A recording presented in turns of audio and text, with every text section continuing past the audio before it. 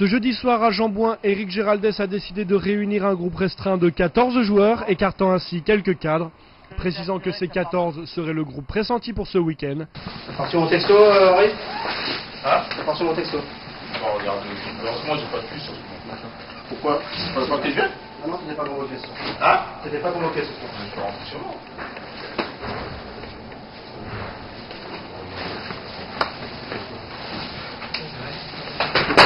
On note ce soir que ceux qui sont concernés par le match de samedi. Un entraînement exceptionnel, nous permettant de faire le point sur la situation du club. Le message du coach passe-t-il encore? L'Ararat est-elle en crise? On peut dire qu'on y est, hein. Faut pas se cacher derrière le fait qu'il y ait crise ou pas. C'est vrai qu'on est sur une série de défaites inquiétantes.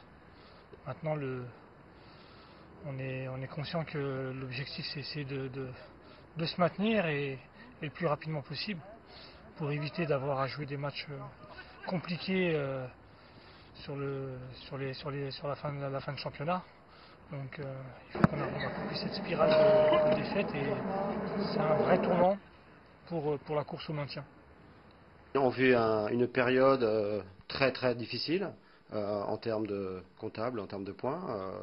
Le contenu des matchs n'est pas mauvais, mais la finalité l'est plutôt. On a eu un problème de finition. En effet, avec 6 buts encaissés contre 2 marqués lors de cette série inquiétante de 5 matchs sans victoire, l'heure est au questionnement. Alors que cette équipe de l'Ararat avait entamé l'année civile de la meilleure des façons, le coach nous explique que le doute s'est installé au sein du groupe. Je vis une équipe qui doute, qui joue avec la peur de mal faire.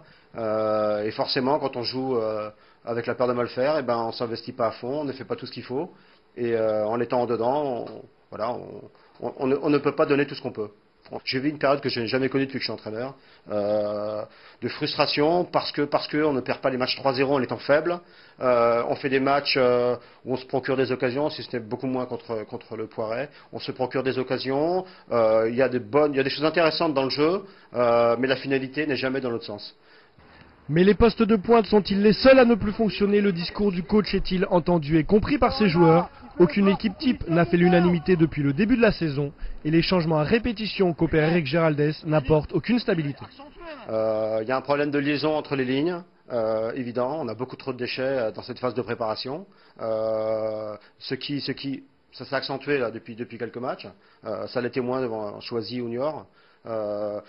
Je pense que c'est vraiment un problème mental collectif.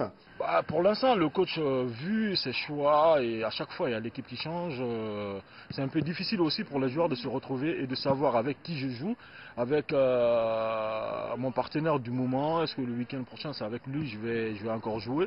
Et pour l'instant, il n'y a pas une équipe type. Et les autres derrière se battent pour rentrer dedans. À chaque fois ça change, donc quelque part ça déstabilise un peu le groupe. Mais pour l'instant, voilà, sur la mise en place d'aujourd'hui, je suis à une position de milieu défensif, un poste que j'ai déjà occupé par quelques matchs la saison dernière où ça avait plutôt bien réussi, donc peut-être que le coach tente un coup de poker sur un nouveau positionnement pour moi, donc on verra bien. C'est que mentalement il faut qu'on reste solide, qu'on ait confiance en nous, que de ne surtout rien lâcher sur le plan mental, parce que c'est dans la position où on est, c'est là où vont se gagner les matchs. Donc encore une fois, je pense que l'aspect technique, l'aspect tactique c'est une chose, mais c'est pas ça qui nous fera gagner les matchs, et je pense que le coach et le président ont un discours dans ce sens-là. Le coach justement qui nous a promis des surprises a-t-il conscience qu'il est plus que jamais sur un siège éjectable? L'objectif de montée affiché en début de saison est-il toujours envisageable? Élément de réponse avec Morlaï Cissé, récemment mis à l'écart du groupe. Pour l'instant, moi je pense plutôt à gagner des matchs d'abord. Et puis après on verra d'ici la fin. Moi je ne suis pas pour qu'on parle de la montée.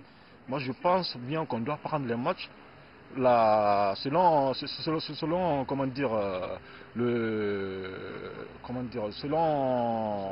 les uns après les autres, selon la journée quoi. Pour l'instant, la montée, on le met de côté, on essaye déjà de gagner les matchs.